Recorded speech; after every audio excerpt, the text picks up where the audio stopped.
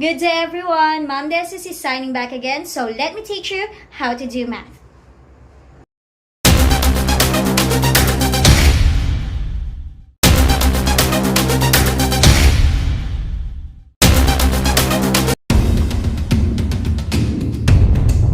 Hi, this is Ma'am Desus, and before we proceed with our real topic for today, let us have a very short activity first.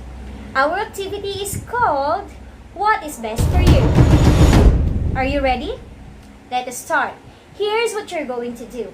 First one, class, this is a multiple choice question. And all you have to do is to pick the best or right answer in every question. You will be given 3 seconds to answer. Are you ready? Alright, let's start. Number 1 question. Number 1. Which of the following graphs is best to use in presenting your weekly allowance? Again, which of the following graphs is best to use in presenting your weekly allowance? Letter A, bar graph. B, histogram. C, pie chart. Very good. The correct answer is letter C, pie chart. You got what is best for you. Number 2. Which of the following data presentation is best to use in presenting the population of grade 7 students in Baisa High School? Again, which of the following data presentation is best to use in presenting the population of grade 7 students in Baisa High School? Letter A, bar graph. Letter B, pictograph. Letter C, pie chart. What is the answer? Good job! The correct answer is pictograph. Next, number 3. Winter will be presenting the sales growth of a toy industry over the last 10 years. Which graph will suit best for her presentation? Again, Winter will be presenting the sales growth of a toy industry over the last 10 years. Which graph will suit best for her presentation? Letter A, line graph. Letter B, pictograph. Or letter C, pie graph. Good job again, class. The correct answer is letter A, line graph. Numbers 4 and 5, I want you to look at the picture here because the answer can be found in this picture. Are you ready? Let us start. Number 4. Referring to the graph that you can see here, what grade most of the students got in their recent test? What grade most of the students got in their recent test? A, B, B, C, D, D. Very good. The correct answer is none other than letter B. Very good, class. Now, next one. And for the last question that we have, only 4 students got this grade. Again, only 4 students got this grade based on the graph. What is this grade? Again, only 4 students got this grade. What is this grade? A, B, B, C, C.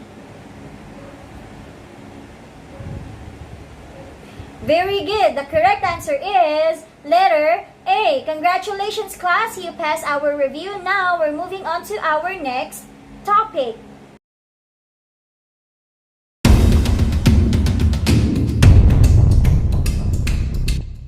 Our topic is all about the measures of central tendency of the ungrouped data, or what we call the mean, median, and mode of the ungrouped data. So, before we proceed to our lesson, first, we must set our goals. What do we want to learn at the end of our discussion? These are what we call our objectives. Okay, so let me tell you. Number 1, I want us to learn to define the mean, median, and the mode. Number 2, we have to identify the mode, or we must learn to identify the mode of the given ungrouped data. And number 3, we have to solve for the mean and the median of the ungrouped data. Are those clear? Let's go now.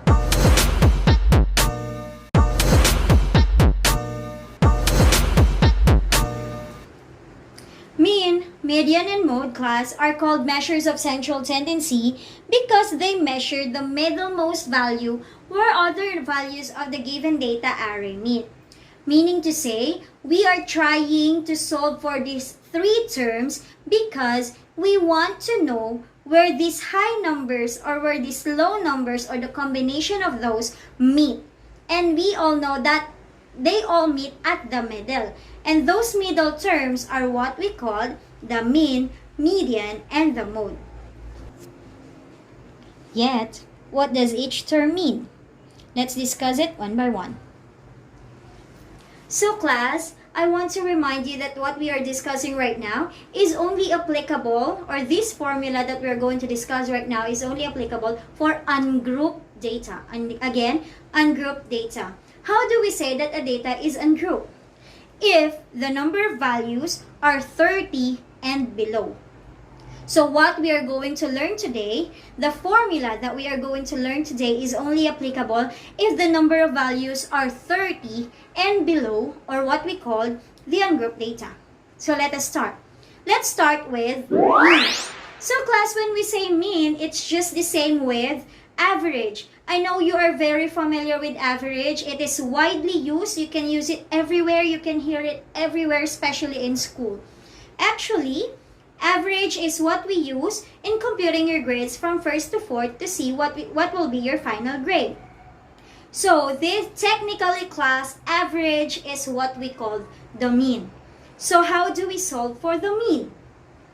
Okay, this is the formula. All you have to do, class, is to add up all the numbers, add them all, then divide it to how many numbers did you add. Like for instance, you added 5 different numbers, add them all, then since there are 5 of them, you have to divide it by 5. So again, when we are solving for the mean, all you have to do, class, is to add up all the numbers and divide it to how many numbers did you add. Clear? Let's move on to the second measure of central tendency. Next one, class, is what we call the median. Median is the middlemost number in a given data array, class, but you cannot point it out right away. Okay, so all you have to do first, again, first and foremost, you have to arrange your data from lowest to highest or highest to lowest. Again, you have to arrange your data first from highest to lowest or highest to lowest to find the median. So once again, class, median is the middlemost number. But first, your data must be arranged from highest to lowest or lowest to highest. Okay? But what if there are 2 middlemost number? It is very possible, class. Okay? It is very possible to happen. If there are 2 middlemost number, all you have to do, class, is to find the average of those 2 numbers. Okay?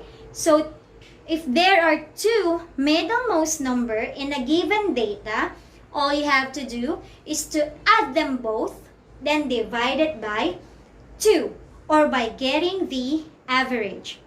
So, once again, class, median is what we call the middlemost number. But of course, you cannot point it out right away. You have to arrange your data array from lowest to highest or highest to lowest, whichever you prefer. Okay? But do not point it out right away. That is very wrong. Okay? So you have to arrange your data array first. But if there are 2 middlemost number, of course, you have to get the average of those 2 middle numbers. Just add them and divide it by 2. And we are done to our third and last term, which is called the mode. When we say mode, class, this is the number or data that occurs the most. meaning to say this is the number or data that is repeated many times. Okay, you can see it many times. Okay, that is what we call the mode. There are actually three types of modes, class. There are three types of mode. The first one is what we call the unimodal, bimodal, or multimodal. Let's start with unimodal. When we say unimodal, from the word uni, meaning to say one, only one number is repeated many times. That number has the most occurrences in the data array. Next one is what we call the bimodal. When we say bimodal, two numbers are repeated many times. They are of the same number. Okay, like for instance, the other one is repeated twice and the second one is also repeated twice. So it's very possible to have two modes. So when we have two modes, that is what we call the bimodal. And if we have three or more modes, or three or more numbers that are repeated many times, that is what we call the multimodal. So again, there are three types of modes, class. These are the unimodal, bimodal, and multimodal. So don't forget about that. But what if there is no number that is repeated the most? No number at all. No number is repeated. So what do we write? Class, do not write 0. Write no mode. Okay, it's possible to happen, class, that there will be no mode. Okay, no number is repeated many times. So all you have to do is to write no mode. Again, no mode. Do not write 0. Clear? So again, mode is the number that occurs the most in the given data array. So there are three types of modes. We have what we call the unimodal, bimodal, and multimodal. If there is no mode that you can find, there is no number that is repeated many times, then all you have to write is no mode. Do not ever write 0 if there is no mode that can be seen in the given data array. Clear? Good. Now, let us try some examples that can be found on your module. Open it on page 7 and let us try to answer activity 1.1. The class record of Mr. Tolentino shows that the last 5 quizzes with 100 items each of his top 5 performing students in grade 7 Phoenix answered the following questions. So we're going to answer the questions from A to C, numbers 1 and 2 only, and I will leave the rest to you to answer it on your notebook. Alright, so let's start with the first one, letter A, the mean. Question number 1, what is the mean score of student A? So all you have to do, class, is to take a look at the table again and get all the quizzes that student A got. Alright, so in getting the mean again, all you have to do is to add all the numbers. That is 92 plus 95 plus 87 plus 98 plus 92. And divide it to how many numbers did we add? So we added 5 quizzes. So that is 464 divided by 5. And the answer will be 92.8. Do not forget to round off the answer to the nearest 1 decimal place. Again, round off your answer to the nearest 1 decimal place.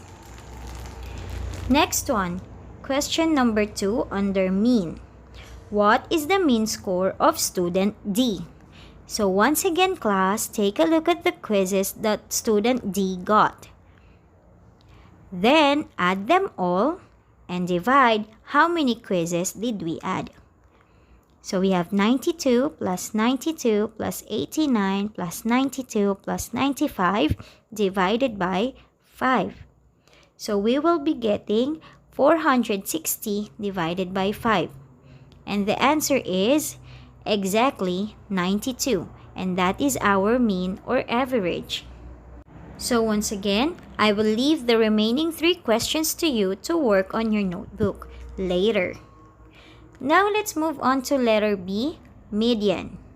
Let's answer the first question. what is the median score of student B? So like what I have told you a while ago, class, you cannot point out the median unless you arrange the scores from lowest to highest. So, if we arrange the scores that B got, we will be getting 90, 93, 93, 95, and 95. The middle score is none other than 93. So therefore, our median is 93. Number 2 question under median. What is the median score of student C? So once again, class, you have to arrange first the scores from lowest to highest. Take a look at the scores of student C. If we arranged it, we will be getting 88, 88, 90, 90, 92. So as you can see, class, the middlemost number is 90. Therefore, the median is 90. So again, I will be leaving the 3 remaining questions for you to work on your notebook later. Now, let's move on to letter C, mode. Okay, so number 1 question. What is the mode in students A score? So like what I have told you a while ago, class, mode is the number that occurred the most. Okay, it has the number that has the most number of occurrence. So in students A score, take a look at it. Which number repeated many times? Very good. It's 92. And since there's only one mode, so therefore it is a unimodal. Number 2. What is the mode in student C score? So take a look at the scores of student C. What is the number that is repeated the most? Very good, 88. So therefore, the mode in student C score is 88. And it is also a unimodal.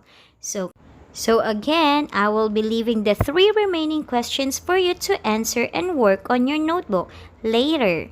So again, class, mean is the average, median is the middlemost number, and mode is the number that occurred the most. Alright, so based on the performance that you have showed me a while ago, I know that you learned a lot in our discussion today. So before we proceed to our next activity, class, I want us to have a very short wrap-up of what we had learned in our discussion. And let us call this All About Me. How to do this? All you have to do, class, is to place the word that I will show you under the right measure of central tendency. So we have 3 measures of central tendency. Again, we have the mean, median, and mode. I'm going to show phrases or words that describes each. I want you to place it under the right term. Ready? Let's start. First one, average. Very good. That describes mean. Next one, middlemost. Good job again. That is median. Third, most occurred. Good job. That is mode. Next one, number repeated many times. Number repeated many times. Good. That is also mode. Next one, arrange first. Arrange first. Right, that is the median. Next one, add all, then divide. Add all, then divide. Very good, class. That is the mean. So I know that you're very familiar now. Next, move on to our next activity. This activity is called the poker patterns. What will we do? The set of cards that I will show you are the winning patterns in the game poker. We'll try to get in, dissect, and solve each pattern that will be shown. We will solve for the mean, median, and mode in the same arrangement. But remember the following, class. Each face card has an equivalent value. Jack is 411. Queen is for 12, king is equal to 13, and ace is equal to 1. Do not forget about those. Another thing, class, you have to round off your answer into 1 decimal place only. Round off your answer into 1 decimal place only. Okay, so once again, we have to identify the mean, median, and the mode. No need to identify the type of mode. Are you ready?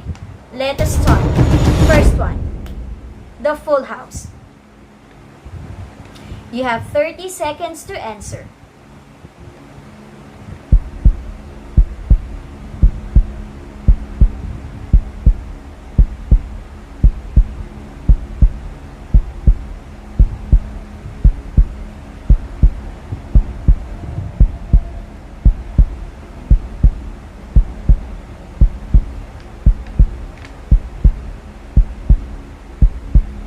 Time's up.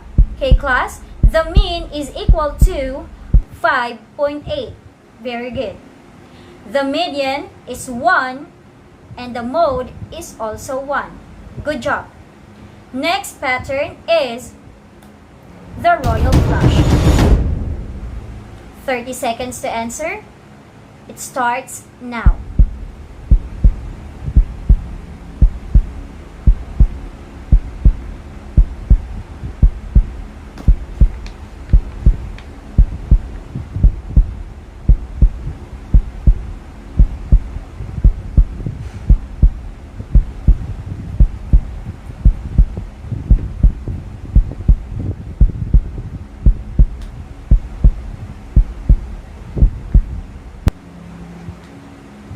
Very good, class. So the answer is, the mean is 9.4, the median is 11, and the mode is no mode. Very good. And for the last pattern, class, we have the straight. 30 seconds to answer. Now.